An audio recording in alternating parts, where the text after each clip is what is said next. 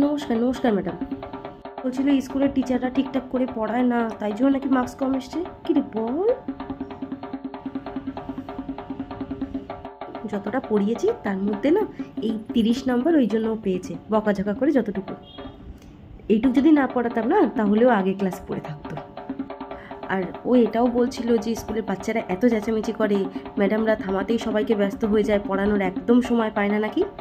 বাচ্চারা তো দুষ্টুমি করবেই, তাদেরকে থামাতেও হবে আমাদের। কিন্তু তার মধ্যে নাম্বার 1-এ আছে আপনার মেয়ে।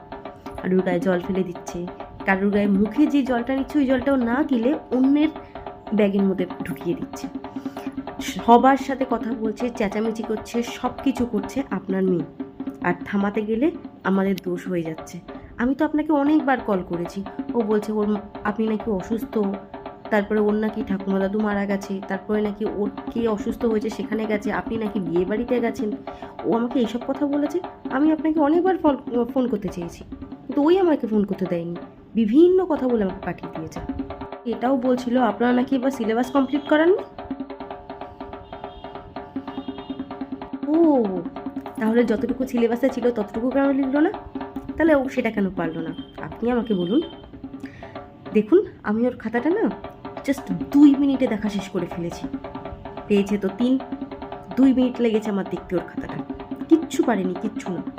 শুনুন, এখানে সিসিটিভি ক্যামেরা আছে, আপনি ওকে বাড়িতে নিয়ে যান, আপনি ওকে একটু দেখুন, নয়তো পরের দিন কিন্তু আমি ওকে দেখব, তখন কিন্তু আপনি কোনো কমপ্লেন করতে পারবেন না। ওকে, আপনি প্লিজ ওকে নিয়ে যান। চল তুই আজকে বাড়িতে চল।